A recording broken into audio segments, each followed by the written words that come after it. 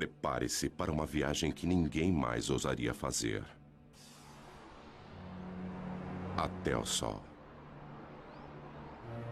Acima da camada protetora da nossa atmosfera, você ficaria exposto ao impacto total da radiação letal do Sol. O ultravioleta queimaria sua pele em segundos. Em seguida, viria o câncer de pele. Depois, a catarata. Suas mãos estariam quentes o bastante para derreter chumbo, mas na sombra seus pés sofreriam um congelamento profundo. Estamos indo para o coração superaquecido do nosso sistema solar.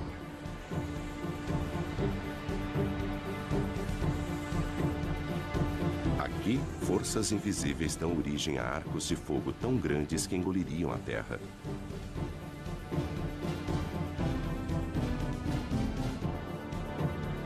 Onde explosões solares alvejam o espaço com jatos de energia pura.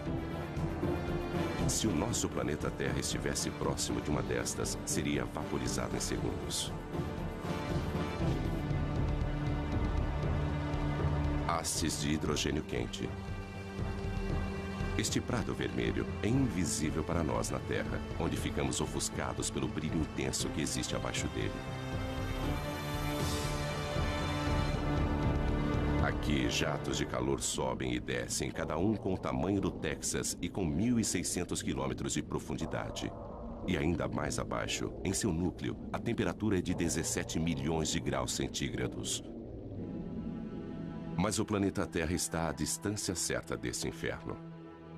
Enquanto outros planetas são congelados ou escaldantes, nós, a 150 milhões de quilômetros, estamos em uma zona confortável. Um pouco mais perto e os oceanos ferveriam. Mais distante e a Terra seria um deserto gelado. Sem esta usina de energia, em apenas alguns meses estaríamos cobertos de gelo. Nós devemos nossas vidas a esta fúria do Sol.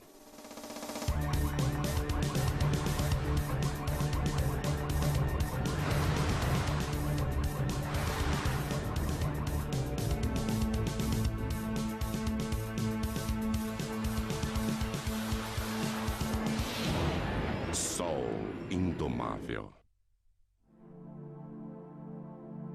O Sol sustenta a vida na Terra. Seu calor dirige nosso clima, evaporando a água dos oceanos e movimentando-a através dos continentes.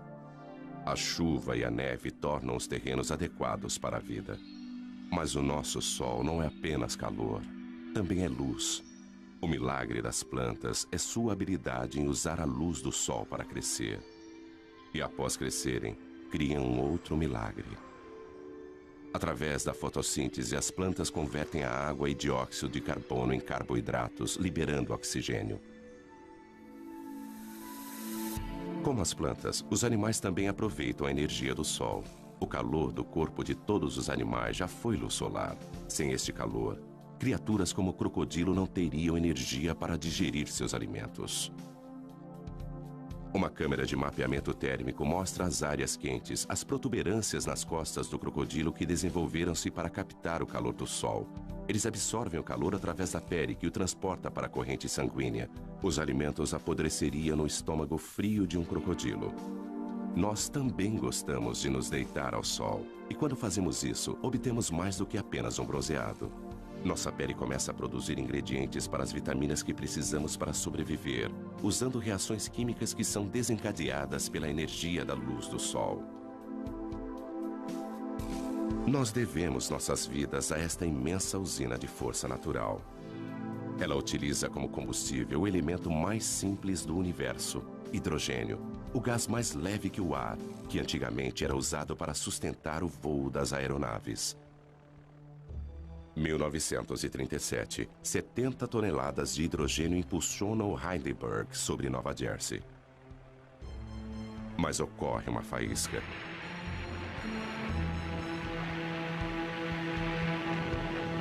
O gás se incendeia numa reação química.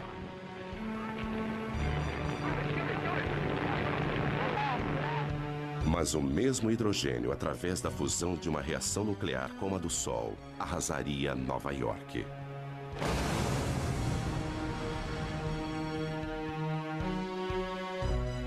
Por isso, o Sol é melhor observado a uma distância segura.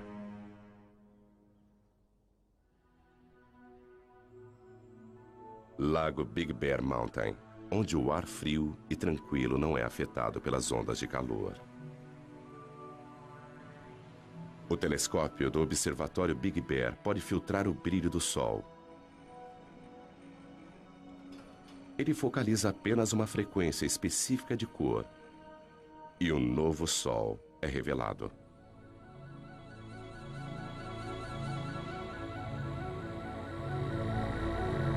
Deixando de ser um disco ofuscante e observando a luz emitida pelo hidrogênio quente, as características do Sol aparecem subitamente.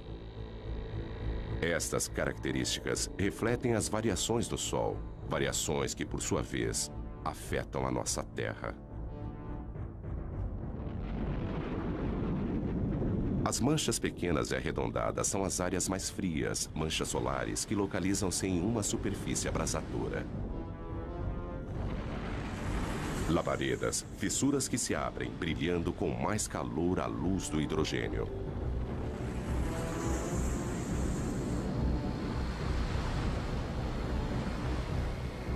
Estas manchas são algumas das áreas mais claras.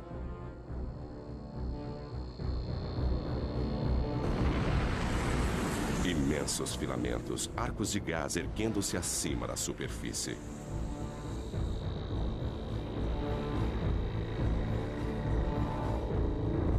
Vistos de frente, eles são as linhas escuras que serpenteiam sobre a superfície do Sol. Estas mesmas características, quando vistas contra a coroa, são chamadas de proeminências. Elas curvam-se para o alto, grandes o bastante para engolir a Terra. Os segredos do Sol são revelados pelo alcance da radiação que ele envia para o espaço. Há muito mais na luz do Sol do que nossos olhos podem ver.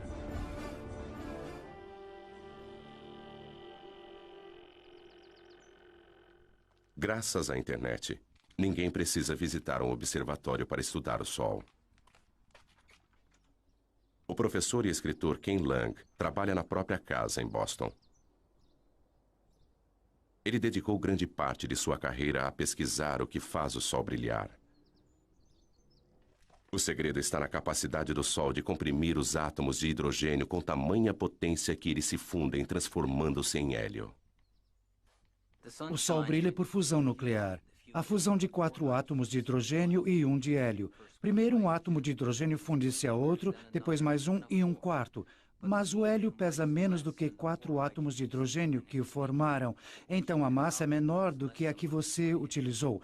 Essa diferença na massa é a energia que alimenta o Sol. Alguns quilos de matéria transformam-se em energia em uma bomba H. Mas a cada segundo, o Sol libera a mesma energia de 1 milhão de bombas H. Apesar disso, existe uma força que impede que ele se fragmente. A gravidade. Ela é forte o bastante para manter o monstro nuclear sob controle. A gravidade comprime o Sol, fazendo com que ele se aqueça por dentro. As partículas movimentam-se mais rapidamente, a fusão nuclear ocorre a uma taxa mais veloz. Isso gera uma pressão de dentro para fora que faz com que o Sol se expanda e esfrie-se novamente. Mas quando a fusão obriga o Sol a se expandir, a gravidade volta a agir. O núcleo se aquece e a fusão nuclear aumenta. Então o pêndulo fica oscilando entre a gravidade e a fusão. É como um cabo de guerra indo e voltando, mas sem vencedor.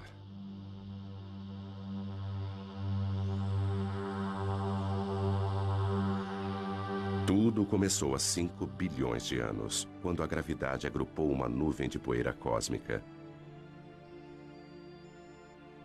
No núcleo, tornando-se mais denso e mais quente, o gás e a poeira fundiram-se.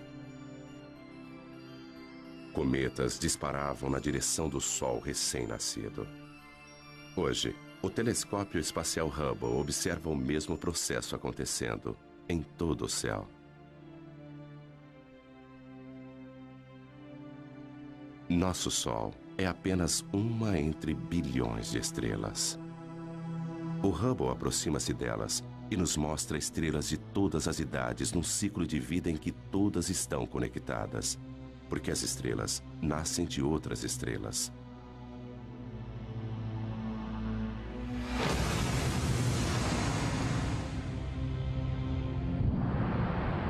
Uma enorme estrela explode e enche o espaço com seus fragmentos. Os vestígios de sua morte unem-se aos destroços de inúmeras outras explosões. Estes resíduos vão se transformar nas sementes de novas estrelas. A nebulosa da Águia, o caldeirão da criação. Nuvens imensas de estrelas mortas há muito tempo. No seu interior, estrelas, planetas, talvez até mesmo vida.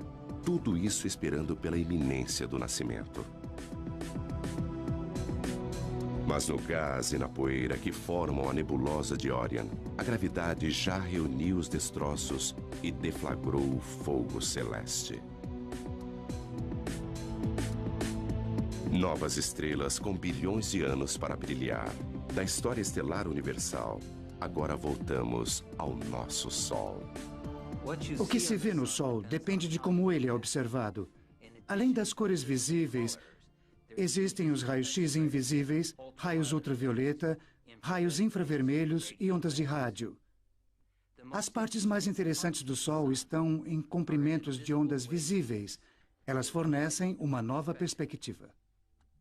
Da mesma forma que a sintonia de uma TV, cada novo comprimento de onda fornece uma nova imagem, uma vez que a maior parte desta radiação invisível é absorvida pela atmosfera. Nós lançamos satélites. 5, 4, 3, 2... Cabo Canaveral, dezembro, 1995. Espaçonave Atlas. O satélite Sorro paira no espaço em um ponto especial, a 1.600.000 quilômetros, onde a força gravitacional da Terra é tão forte quanto a do Sol. Este observador do Sol, alimentado pela energia solar, encontra-se equilibrado entre os dois. NASA, Centro Espacial Goddard. Os cientistas aqui estudam as imagens que o Sorro enviou para a Terra durante vários anos. Mas em 1998, o controle da missão perdeu estas imagens quando o Sorro girou em relação ao Sol e sua energia falhou. Tudo o que eles podiam fazer era aguardar e esperar que a espaçonave voltasse à posição de frente para o Sol. Lentamente, isso aconteceu. Imagens da galeria do Sorro. Se os nossos olhos pudessem ver a radiação ultravioleta, então a aparência do Sol seria mais ou menos esta.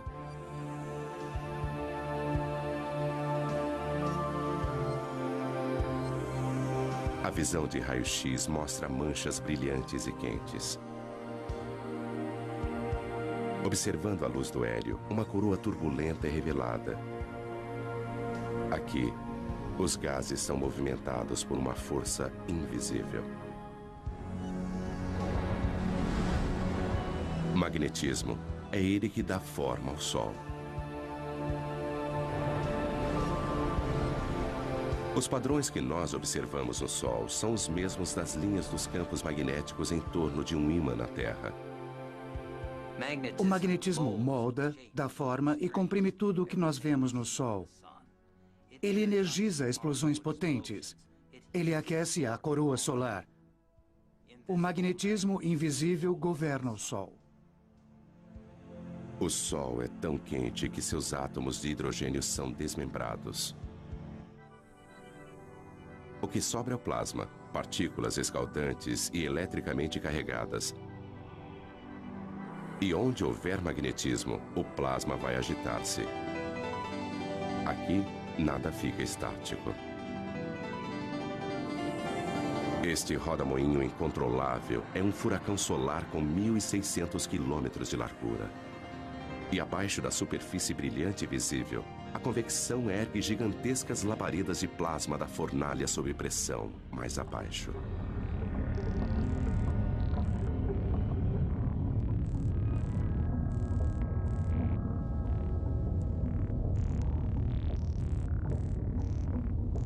Ainda mais fundo, o plasma abrasador, prisioneiro do campo magnético, serpenteia em rios de fogo.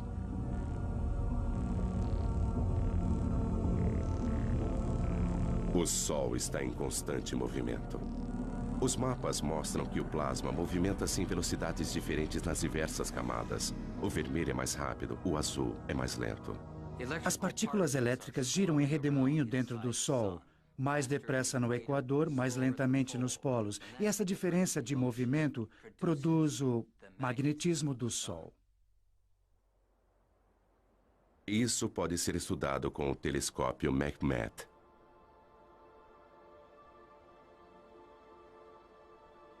O coração deste observatório é um buraco na montanha, com um espelho no topo.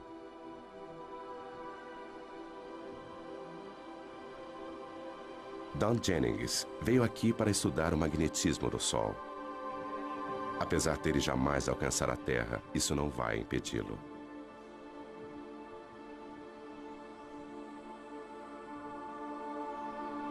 O tubo em que este telescópio foi construído precisa manter uma temperatura muito constante. E, então, construindo dentro da montanha é como tê-lo dentro de uma caverna. O ar dentro do tubo não é tão turbulento e fornece uma imagem muito mais nítida.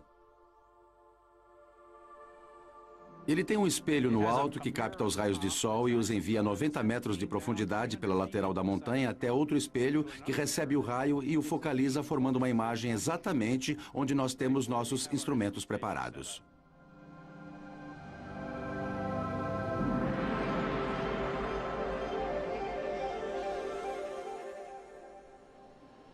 É possível ver uma grande mancha solar.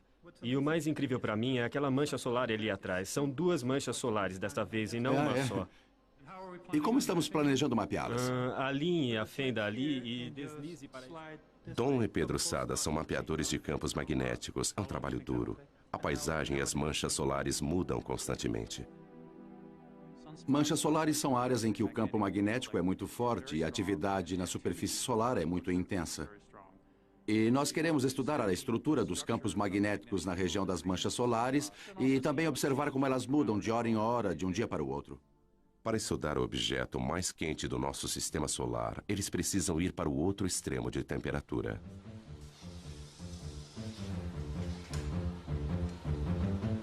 Nós precisamos encher nossos instrumentos com hélio líquido e nitrogênio líquido porque há um sensor dentro deles que precisa ser mantido a apenas alguns graus acima do zero absoluto a fim de operar corretamente. O que se vê aqui é um pouco do hélio saindo e formando vapor d'água no ar. Mas não se trata só de fumaça e espelhos. Há muita ciência séria acontecendo por aqui. Don e Pedro não podem medir diretamente o magnetismo do Sol, mas conseguem ver seus efeitos. O sensor congelado vai observar a radiação infravermelha do Sol e calcular as mínimas variações em sua cor. E agora está tudo pronto. Dom, você pode instalar os filtros enquanto eu coloco a agulha no lugar, por favor? Ok. Campos magnéticos fortes alteram a coloração de algumas das luzes do Sol. Don e Pedro sabem qual deveria ser a cor, e observando o quanto ela mudou, eles podem mapear a força do magnetismo em torno de uma mancha solar. Ok, Dom, eu vou focalizar a câmera para nós podermos ver melhor a mancha solar. Ok, faça isso. Eles criaram uma imagem de como o magnetismo se comporta em torno das manchas solares. O campo magnético proveniente daquela mancha solar é quase como uma fonte que eleva-se no centro, muito concentrado, depois se espalha. E geralmente as manchas solares ocorrem em pares, ou talvez mais. E o campo magnético é proveniente de uma das manchas, talvez como no Polo Norte de um ímã, e passa para outra mancha, que seria o Polo Sul. Dentro do imenso ímã do Sol existem estes outros ímãs. O plasma do Sol rastreia as linhas de campos magnéticos entre os polos norte e sul.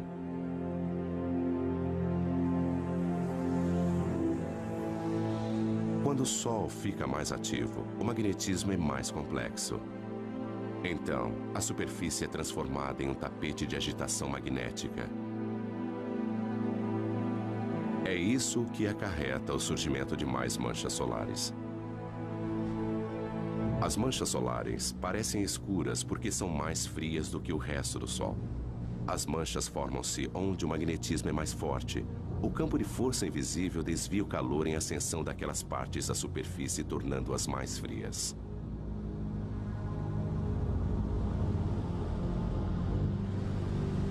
Se você pudesse entrar no centro de uma mancha solar, veria que ela apresenta uma ligeira depressão. Tem mais ou menos o formato de um prato.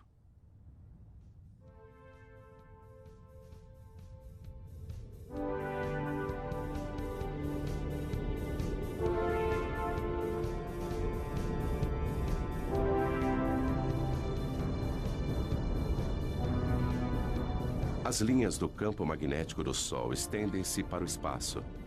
Às vezes, elas são delineadas por seus gases aquecidos e formam enormes arcos.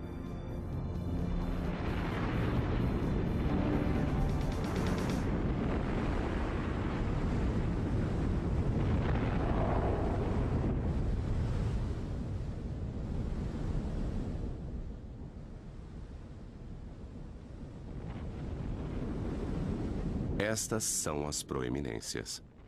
As linhas magnéticas agem como tramas invisíveis, atraindo o plasma para fora. Elas podem pairar sobre o Sol durante semanas.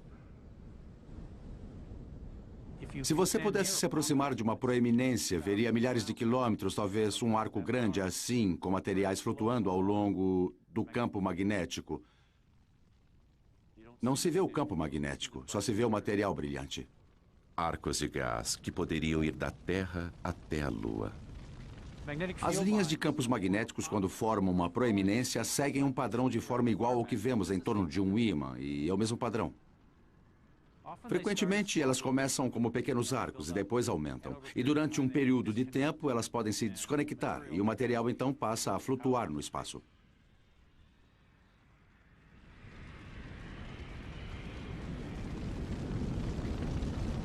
Um imenso estilingue solar lança longe milhões de toneladas de partículas.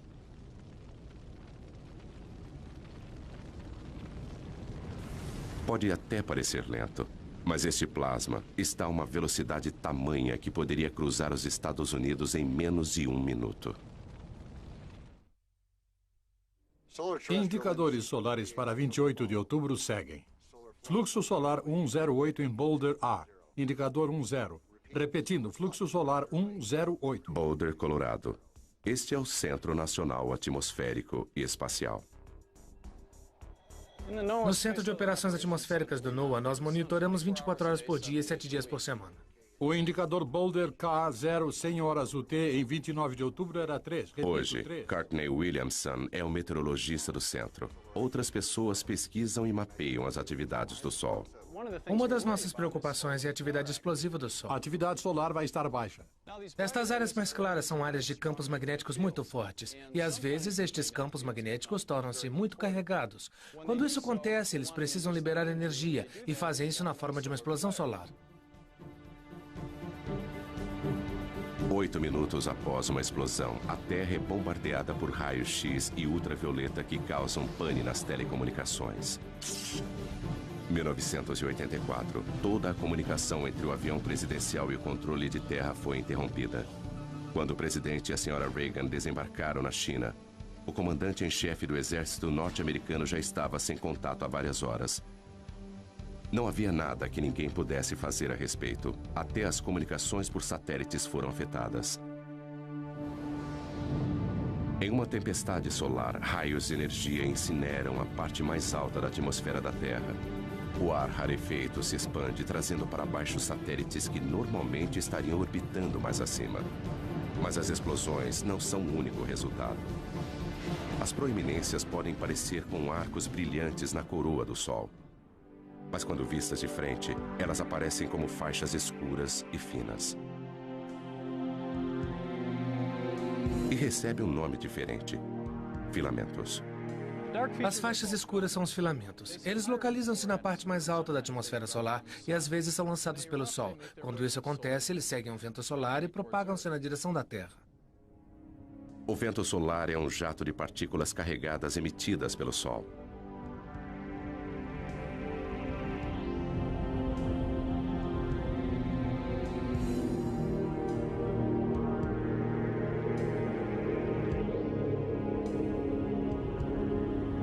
Nossa estrela sofre constantes explosões, enviando milhões de toneladas de elétrons e prótons para o espaço a cada segundo.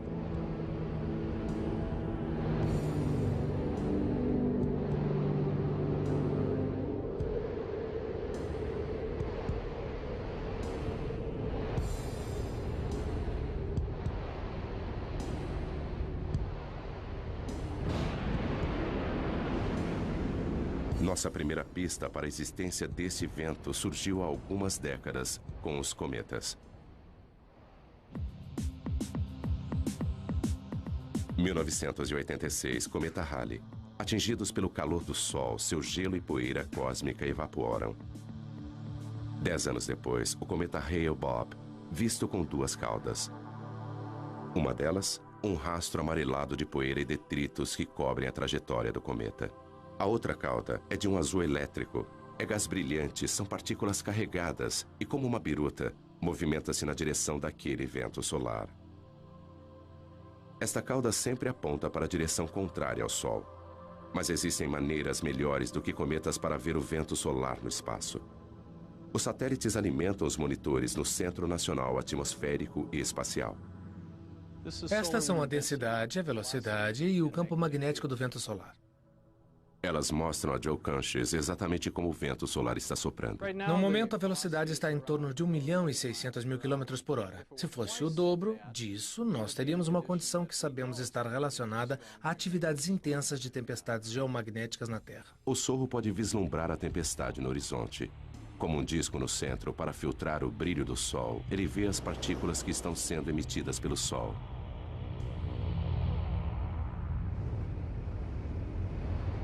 Elas atingem o sensor da câmera e faiscam.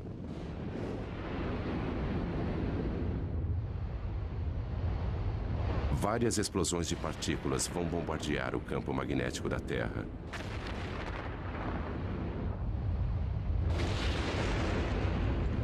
Isso tem um preço, às vezes com consequências devastadoras para o planeta. Esta imagem computadorizada mostra o campo magnético da Terra sendo bombardeado em 1997 por gigantescas rajadas de vento.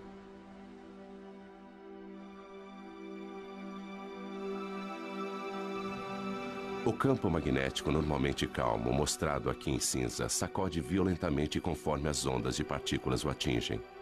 Tempestades como estas podem derrubar nossas centrais de energia elétrica. As mudanças bruscas no campo magnético agem como um dínamo, gerando eletricidade nos cabos de alta tensão. Os circuitos falham ou queimam. Quebec, 1989. Esta manhã, 6 milhões de pessoas em toda Quebec acordaram na escuridão. Os funcionários da Hydro-Québec acham que o blackout foi causado pelo Sol. Escuridão em Montreal. Mas luzes para o resto da América do Norte.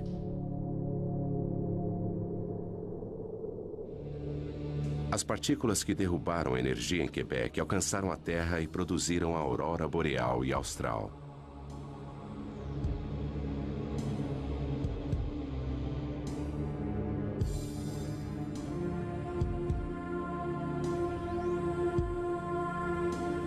Elétrons em alta velocidade jorram pelas linhas de campos magnéticos da Terra.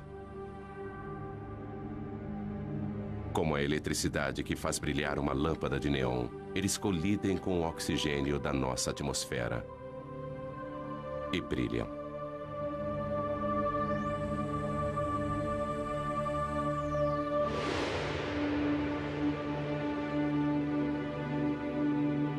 A quantidade de energia liberada pelo Sol é fenomenal.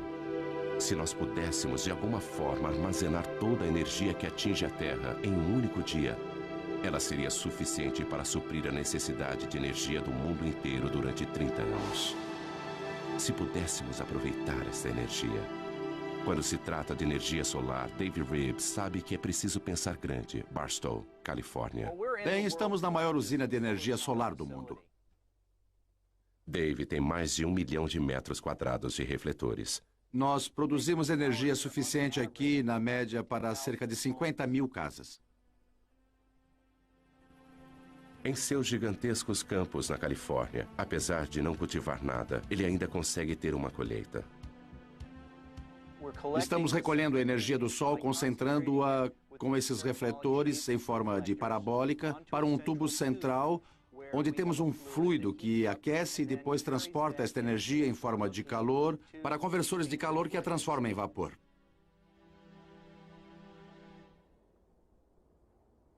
O fluido dentro do tubo é óleo, aquecido pelo calor do sol. Mais quente do que chumbo derretido, cada metro quadrado de refletores capta energia suficiente para alimentar 5 aparelhos de TV.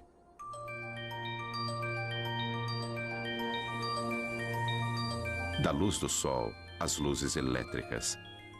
Apesar de ter programado 500 mil de refletores para seguirem a trajetória do sol no céu, alguns raios solares ainda escapam de Dave.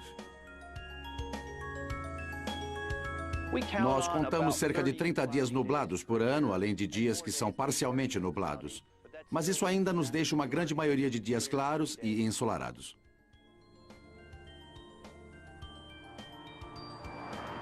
A energia solar jamais vai fornecer toda a nossa eletricidade. Mas por que tentar captar a energia de uma estrela a 150 milhões de quilômetros de nós? Algumas pessoas querem uma estrela um pouco mais próxima.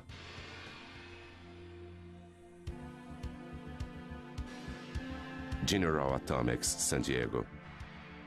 Bem-vindos à fábrica de estrelas. É aqui que eles se atrevem a fundir átomos.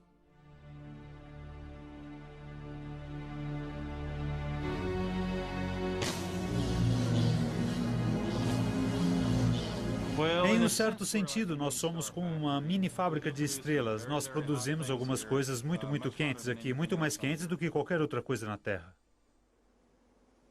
Rick Lee vai entrar na pequena câmara, onde os cientistas estão tentando produzir uma estrela na Terra. Ele veste roupas protetoras para manter a asepsia. Um contágio a 200 milhões de graus de temperatura causaria danos inimagináveis. Esta fábrica de sóis é a última tentativa de um sonho de 50 anos, uma fusão nuclear controlada. É um monstro da engenharia. Tudo isso para tentar reproduzir o que o Sol faz todos os segundos de todos os dias. Apesar de ser um cientista, para embarcar nesse projeto, Rick precisou aperfeiçoar-se em uma arte. Bom, é meio apertado aqui. É como dar à luz. Mas se eu ficar de lado e for avançando por aqui... Espera. Girando um pouquinho... Colocando os pés aqui em cima e andando pela parede, não é assim tão difícil. O Sol comprime os átomos juntos com a gravidade. Rick utiliza uma outra força.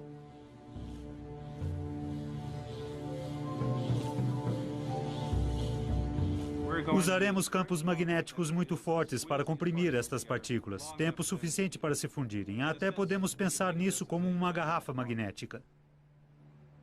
Eles começam injetando uma pequena quantidade de gás no anel. Eles usam eletricidade para separar seus elétrons e transformá-los em plasma carregado eletricamente. Então ele pode ser movimentado através do magnetismo. Vai encher quase até aqui. E depois nós vamos ligar os eletroímãs lá fora que vão produzir campos magnéticos para comprimir o plasma quente até esse tamanho, onde a parte mais quente, a parte mais densa, ficará assim do tamanho da minha cabeça. Mas apreender o plasma com magnetismo já foi comparado a segurar gelatina com elásticos. Atualmente, eles só conseguem manter a fusão por alguns segundos. É incrivelmente sedutor criar um Sol na Terra, porque o combustível, hidrogênio pesado, é barato. É uma variedade de hidrogênio que ocorre naturalmente na água do mar. Controlando a fusão, esta seria uma fonte barata de energia para as gerações futuras. Eclipse no Caribe. Uma coincidência cósmica. A Lua está com o tamanho e a distância perfeitas para encobrir o disco brilhante do Sol. Somente quando o Sol estiver completamente eclipsado é que será seguro retirar esses óculos especiais. Então, será possível observar a camada externa e secreta do Sol, a coroa. A Apesar de estar 3/4 encoberto, ainda é dia claro.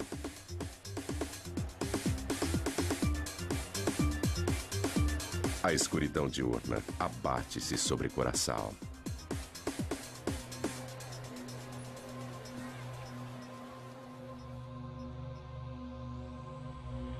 A lua devora as últimas porções do sol. Falta pouco.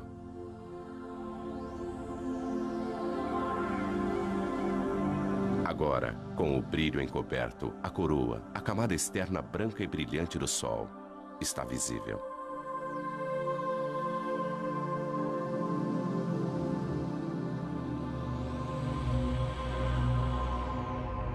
Surgindo acima do Sol, um pontinho de luz. E mais um a sudoeste. São Júpiter e Vênus. Apesar da Terra estar na escuridão, estes dois planetas, a milhões de quilômetros de distância, estão no lado iluminado do Sistema Solar. Mais abaixo, às 2 da tarde, está escuro como a noite. Imagens de um outro eclipse. Nem todos os campos magnéticos são arcos fechados. Alguns estendem-se para fora e a coroa os segue em raios. As linhas magnéticas lançam-se para o espaço e às vezes é possível ver uma proeminência.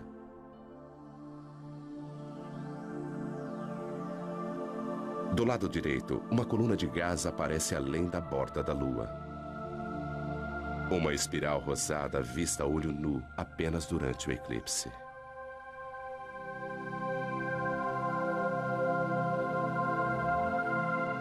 Mas o eclipse no Caribe termina em apenas alguns minutos. É como um anel de diamante, quando os primeiros raios do Sol incidem sobre os vales da Lua. Os cientistas gostariam de ver a coroa todos os dias, mas os eclipses são raros e difíceis de acompanhar. Então eles os produzem. Há 70 anos, neste belo observatório francês, eles tiveram a ideia de colocar um pequeno disco na frente do telescópio a fim de criar um eclipse mesmo com o Sol brilhando.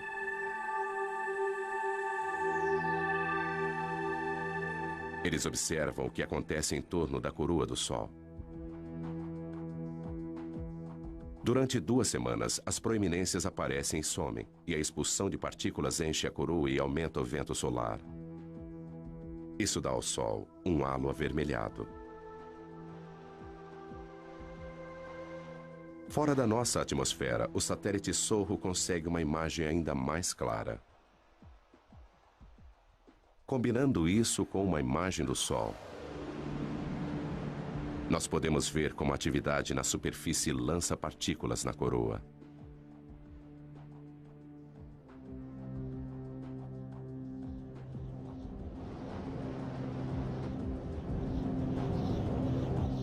Mas a radiação e os ventos não são as únicas coisas que o Sol emite. Partículas minúsculas, os neutrinos, jorram do cerne nuclear.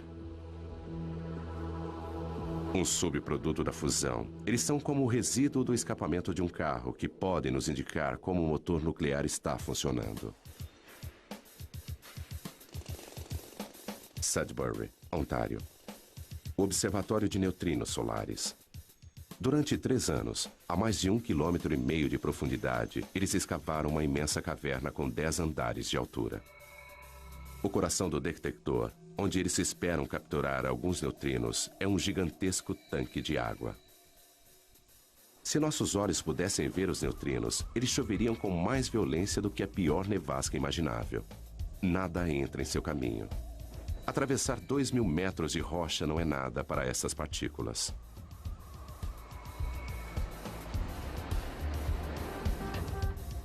Esta experiência requer o equivalente a 300 milhões de dólares em água pesada. Eles não podem comprá-la, então pediram emprestado. Lá se vão mais de 6 milhões de dólares pelo ralo. Eles usam a água pesada porque ela produz um pequeno flash quando é atingida por um neutrino. E este flash é o que eles estão buscando. Fusões nucleares diferentes produzem tipos diferentes de neutrinos. O tipo de neutrino e sua quantidade são fortes indicadores do tipo de reação que está acontecendo. Nenhum outro experimento pode nos contar tanto a respeito do núcleo do Sol. Existem cerca de 100 bilhões de neutrinos passando através da ponta do meu dedo a cada segundo. Mesmo assim, com 1000 toneladas de água pesada, o melhor meio para detectar neutrinos no nosso detector só acontece uma vez por hora, de um neutrino produzir um flash de luz que nós podemos observar. Descendo, no nosso caso, a uma profundidade de 2.000 metros, nós temos um grande paredão de rocha para evitar que os raios cósmicos atinjam o nosso detector. Assim, se colocássemos o detector na superfície da Terra, ele brilharia como a aurora boreal.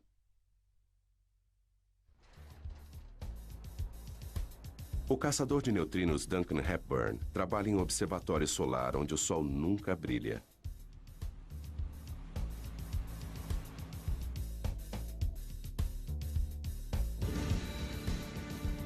Mas além de desvendar os segredos do núcleo do Sol, este experimento também vai nos contar a respeito dos próprios neutrinos.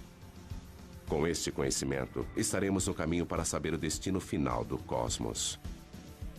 O observatório de neutrinos precisa ser um lugar extremamente limpo. Tudo no mundo é radioativo, em certo grau, em níveis baixos. E a nossa defesa é manter o lugar extremamente limpo para que não caia nenhuma poeira no detector. Este laboratório subterrâneo é mais limpo do que uma sala de cirurgia. Duncan precisa se higienizar. Todo mundo que entra toma um banho. O mecanismo básico para detectar um neutrino ele vem do Sol, através de nossa Terra, para dentro da água pesada. Água pesada, mas os átomos de hidrogênio desta água têm um nêutron extra. Esse nêutron é o alvo. Quando é atingido por um neutrino, uma partícula de alta velocidade é liberada. Pense nisso como um jogo de bilhar e, de repente, nós veríamos uma bola correndo muito rápido. Ele produz um cone de luz azul. Portanto, em torno do tanque de água pesada, colocamos 10.000 sensores de luz que estão sintonizados para captar esta luz azul e contar sua incidência.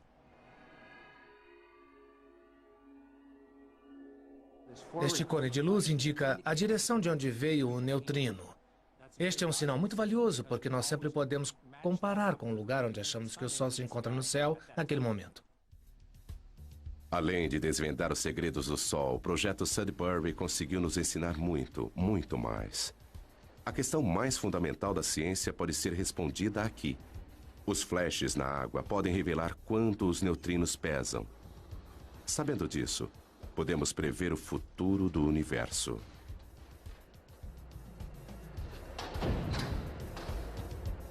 Existem mais neutrinos do que qualquer outro tipo de partícula no universo. Se eles possuírem uma massa, mesmo que minúscula, isso pode influenciar a atual expansão que está acontecendo desde o Big Bang e talvez até gerar um Big Crunch há bilhões de anos no futuro. Mas qualquer que seja o fim do universo, a morte da nossa estrela acontecerá bem antes.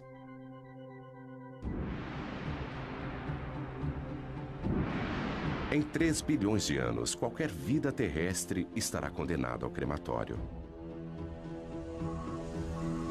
O Sol perderá seu equilíbrio e o pêndulo vai se alternar entre a fusão e a gravidade. O hidrogênio remanescente vai aflorar e explodir para fora, enquanto o núcleo de hélio vai brilhar muito mais do que o hidrogênio jamais brilhou.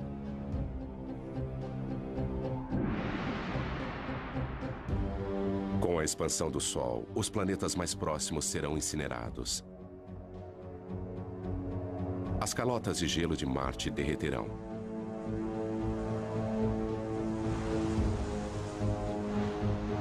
O Sol, maior, mas não tão pesado, perderá sua atração sobre os planetas e eles se afastarão. Rajadas de ventos escaldantes atingirão os planetas mais afastados. Saturno será desmembrado até o núcleo e seus anéis de gelo vão derreter e ser vaporizados.